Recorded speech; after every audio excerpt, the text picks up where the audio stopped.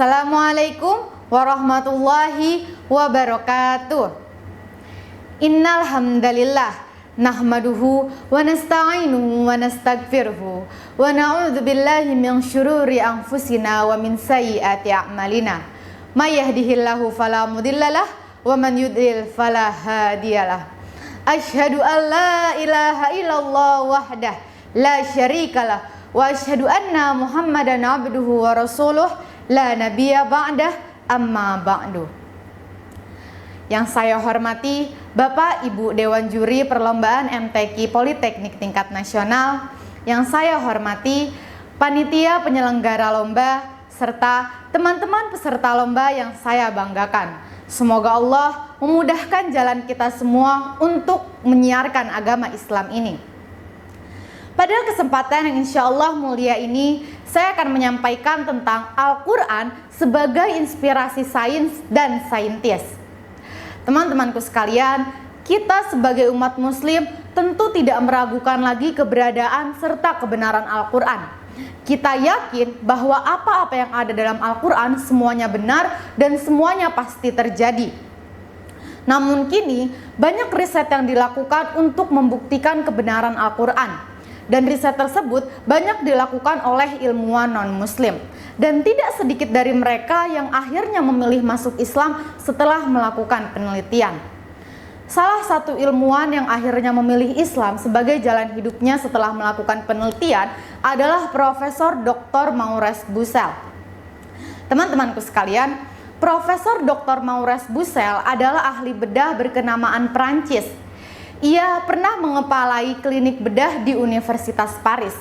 Pada saat itu, pemerintahan Prancis menawarkan bantuan kepada pemerintahan Mesir untuk melakukan riset serta analisa terhadap mumi Fir'aun. Dan kebetulan, Bucaille lah yang menjadi pemimpin ahli bedah sekaligus penanggung jawab utama dalam penelitian tersebut. Hasil yang diperoleh dari penelitian tersebut sangatlah mengejutkan. Sisa-sisa garam yang ada pada tubuh mumi adalah bukti besar bahwa ia mati karena tenggelam.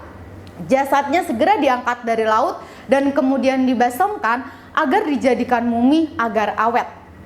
Namun, akhir dari penelitian tersebut menyisakan pertanyaan bagi Bucaille.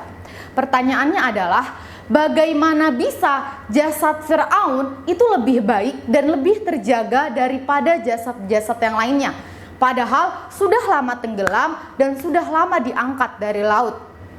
Kemudian pada saat itu berdirilah salah satu ilmuwan muslim seraya membuka Al-Quran dan membacakan salah satu firman Allah kepada Bucaille yang berbunyi, A'udzu billahi minasyaitonir rajim. Bismillahirrahmanirrahim. Falyawma nunajjika bibadanika litakuna liman khalfaka ayah wa inna katsiran minan nasi an ayatina laghafilun. Shadaqallahul azim. Yang artinya, dan pada hari ini kami selamatkan jasadmu agar engkau menjadi pelajaran bagi orang-orang yang datang setelahmu. Tetapi banyak dari manusia yang tidak mengindahkan tanda-tanda kebesaran kami. Quran Surat Yunus ayat 92.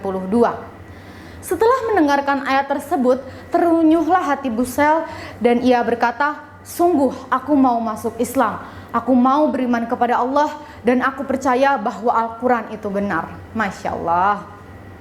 Teman-temanku sekalian, dalam Islam sudah terkonsep bahwa akallah yang menjadi pembeda antara manusia dengan makhluknya yang lain. Maka keberadaan akal ini menjadi kunci utama untuk manusia memahami penciptaan alam semesta ini dan jalan untuk mengenal Allah sebagai penciptanya. Maka kemudian lahirlah sains. Namun begitu, sains hanyalah metodologi yang diciptakan oleh aktivitas akal manusia. Sains tidak sepenuhnya benar karena ia terus berkembang dan terus berubah dari masa ke masa seiring aktivitas akal manusia dalam ilmu pengetahuan. Dan pada saat itu peran Al-Quran turun sebagai wahyu dari Allah Subhanahu wa Ta'ala. Di dalamnya banyak terdapat informasi serta petunjuk yang hakikatnya mengandung ilmu pengetahuan alam dan juga fenomena-fenomena yang baru terungkap oleh sains modern belakangan ini. Dan perlu kita ketahui bersama bahwa Al-Quran dan juga ilmu pengetahuan tidak akan terjadi kontradiksi di antara keduanya. Kenapa? Karena Al-Quran adalah perkataan Allah. Alam semesta ini adalah ciptaan Allah, maka tidak mungkin terjadi pertentangan di antara keduanya. Maka begitu teman-temanku sekalian, sudah sepatutnya bagi kita untuk mempelajari Al-Quran. Tidak hanya mempelajarinya, tapi juga mengamalkannya dan mengajarkannya. Rasulullah SAW bersabda, "Khairukum man ta'allamal Qur'ana wa 'allamahu." Sebaik-baiknya kalian adalah yang mempelajari Al-Quran dan mengajarkannya. Sekian yang dapat saya sampaikan. Wabillahi taufiq wal hidayah, waridha wal inayah. Assalamualaikum warahmatullahi wabarakatuh.